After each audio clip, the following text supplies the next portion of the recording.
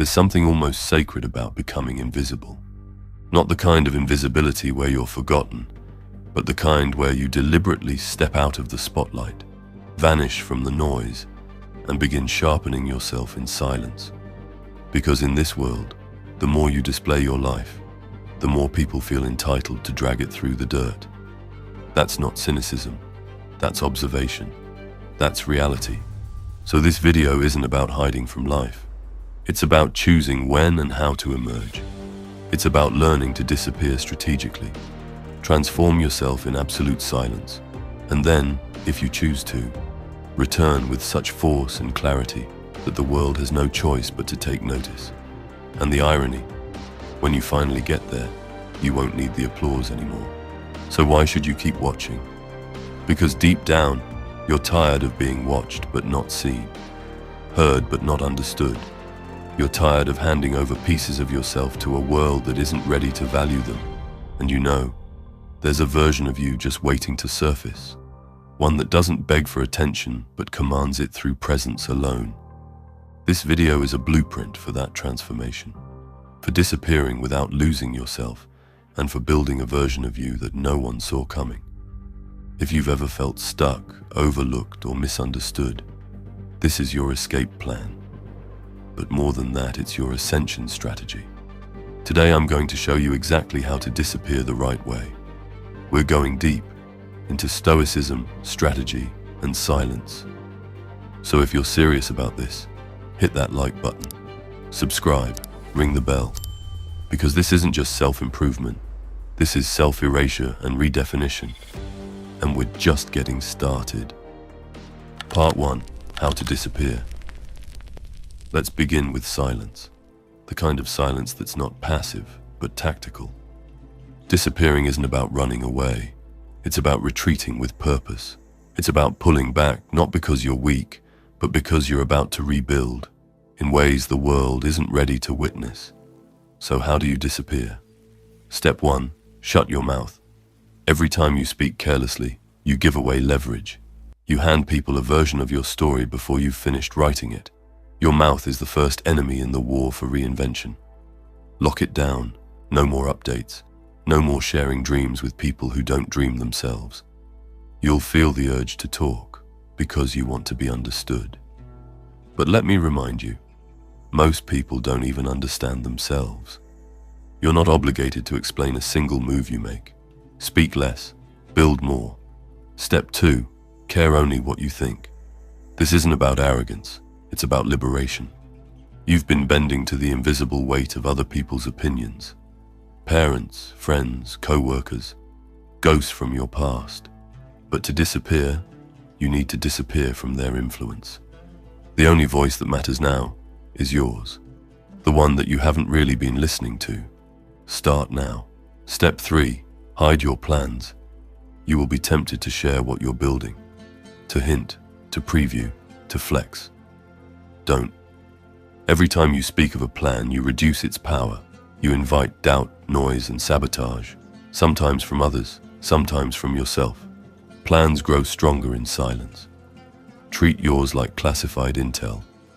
If you must seek counsel, do it sparingly, and only from people who've already done what you're trying to do. Everyone else, lock them out. Step 4, hide your progress. This is where people usually fold. They start seeing results, and the spotlight calls to them. Don't answer it. Because real progress, when exposed too early, invites opinions, and opinions distort momentum. Protect what's growing. Don't post it. Don't flaunt it. Don't let anyone measure your progress with their metrics.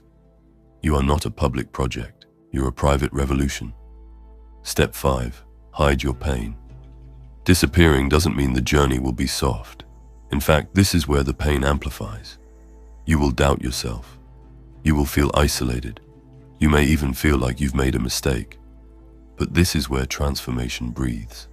Don't run to others with your wounds. Bleed in private, scream into your pillow. Journal in the dark, and then get up and keep going. Pain kept sacred becomes fuel. Pain shared recklessly becomes gossip. Carry it with pride, because every drop of it is carving the new you. Seneca, the Roman philosopher, playwright, advisor to an emperor, disappeared from public life for 8 full years. Why? Because he was exiled, but instead of collapsing, he used the shadows. He wrote, he reflected. He sharpened his mind so thoroughly that when he returned, he didn't crawl back. He walked into the highest political position available to him. And when Nero, Rome's most unstable emperor, fell into chaos, who did he call for guidance? Seneca. Disappearance isn't defeat, it's deliberate evolution.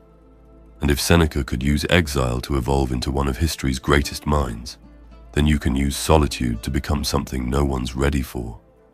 Disappear with dignity, rebuild in silence, and remember, it's not about being seen, it's about becoming worth seeing. Part 2. What to do in the shadows. You've disappeared, you've unplugged from the noise, you've gone silent. Now what? This is the part most people never survive.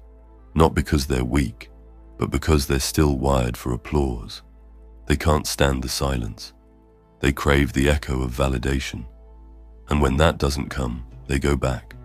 Back to comfort, back to mediocrity, back to being visible but irrelevant. But not you.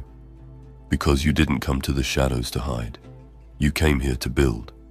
And what you build here is everything. Let's get into it. Step 1. Pick the target. If you disappear without purpose, you vanish into oblivion. So you pick the target. Not a vague idea.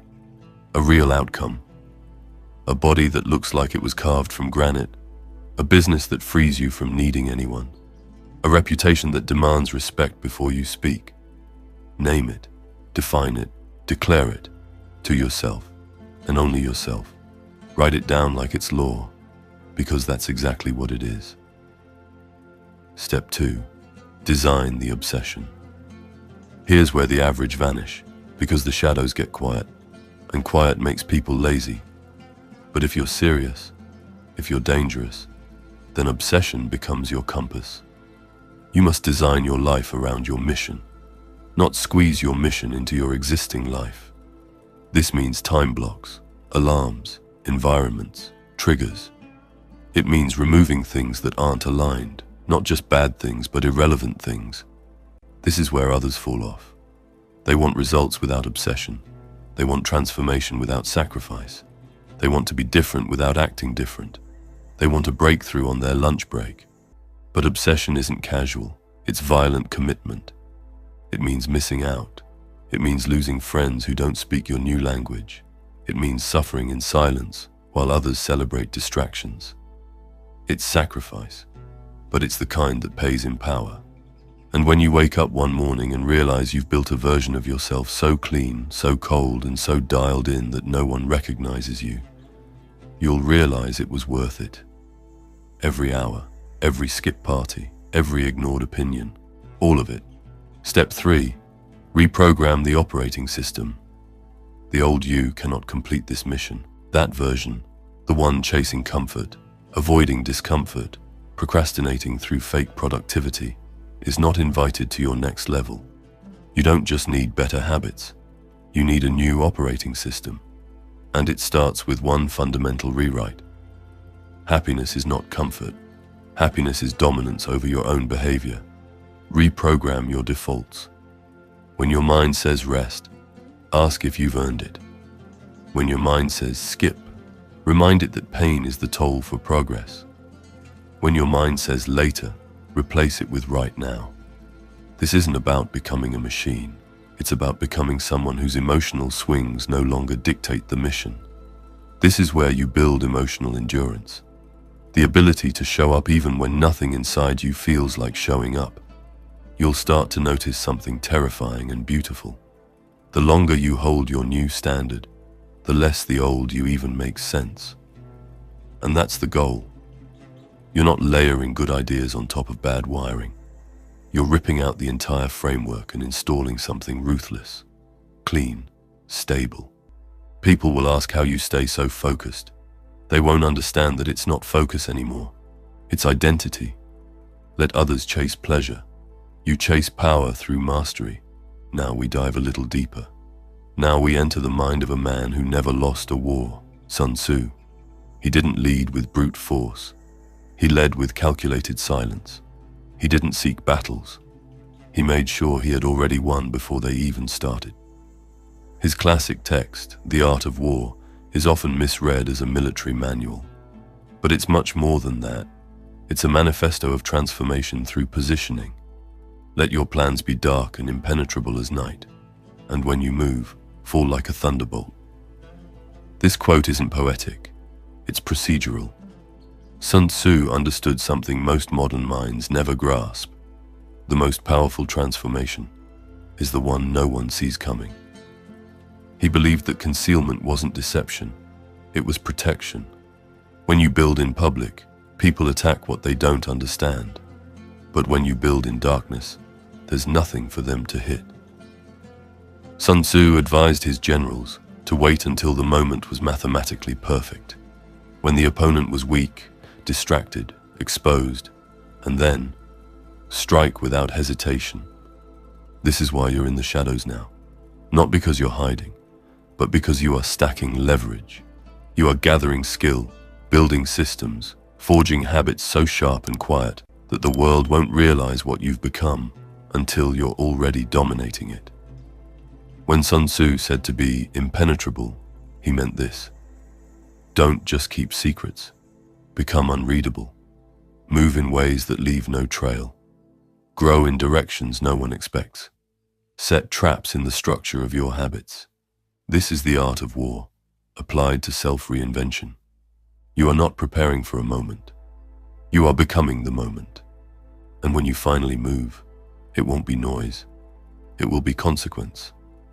If you want to dive deeper into the mind of the man who mastered unseen dominance, I highly recommend reading The Art of War by Sun Tzu.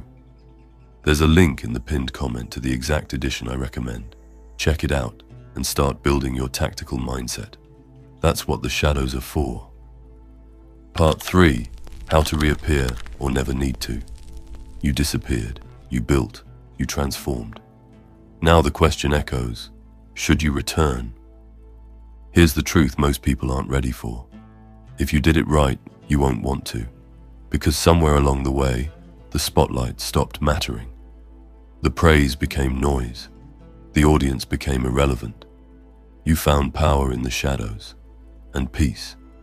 But whether you choose to reappear or not, there's a right way to do it, a way that's intentional, strategic, stoic. And if you get it wrong, you risk collapsing everything you've built. Let's break this down. Step 1. Don't reappear for validation. This is where people ruin the whole game. They disappear for months, grind in silence, and the moment they see results, they come sprinting back to social media for a dopamine hit. Look at me now. Look what I've done. Look how I've changed. Stop. You didn't build yourself in silence just to become addicted to noise again. If you reappear, it's not to prove anything. It's to lead, to serve, or to move with intent, not to flex. You are the result, and results don't beg to be noticed. Step 2. Choose your role. Coming back into the world without clarity is like stepping into a battlefield blindfolded. If you don't choose your role, the world will hand you one, and it'll be smaller than you deserve. It'll box you into who you used to be, not who you've become. That's the trap. You didn't disappear and suffer in silence, just to return as a slightly upgraded version of your old self. You're not here to get back in the game. You're here to change the rules. So what is your role? Are you the builder, the quiet architect of something massive and unshakable? Are you the leader, the one who's done the work in the dark and now guides others with precision, not performance? Are you the ghost in the room, the silent force everyone respects but no one fully understands? You need to know, and not just know, you need to commit. Because your role becomes your armor, your filter, your mission brief. When distractions come, and they will, your role reminds you what to ignore. When praise comes, and it will, your role reminds you not to fall for the applause trap. When resistance comes, and it always does, your role reminds you why you're built for it. Your role isn't a job title, It's a way of being. Choose it, live it, become the one they didn't even realize they were waiting for. Step 3. Lead with presence, not performance. Performance is loud. Presence is lethal. When you walk back into a room, or onto a platform, into a meeting, a relationship, a new version of your life, you don't walk in to impress. You walk in to anchor, because real presence doesn't announce itself. It shifts the atmosphere. People look up not because of what you say, but because of how you move. And here's the key. Presence isn't built in the spotlight. It's built in the shadows. It's the byproduct of doing what others won't, of staying consistent when no one's watching, of living in alignment when shortcuts whisper your name. Presence is the gravity that forms around discipline. When you speak now, you speak with weight. When you listen, you do it with surgical attention. And when you act, it's not reactive, it's calculated. You no longer react emotionally because you don't need to. You've already wrestled those storms alone. You've faced them in silence, and you won. People will sense that. They'll pause when you speak, not because you're dramatic, but because your words don't feel cheap. That's the new power. It's not about charisma. It's not about dominance. It's about calibration. Everything about you now communicates control, direction, and quiet certainty. You've earned the right to be still in chaos. You've earned the right to speak softly and still be heard. Let the others perform. You carry presence, because real power doesn't knock, it enters. Now let's talk about a man who mastered both war and withdrawal, Miyamoto Musashi. He wasn't just a swordsman, he was an entity, undefeated in over 60 duels, a living legend in his time.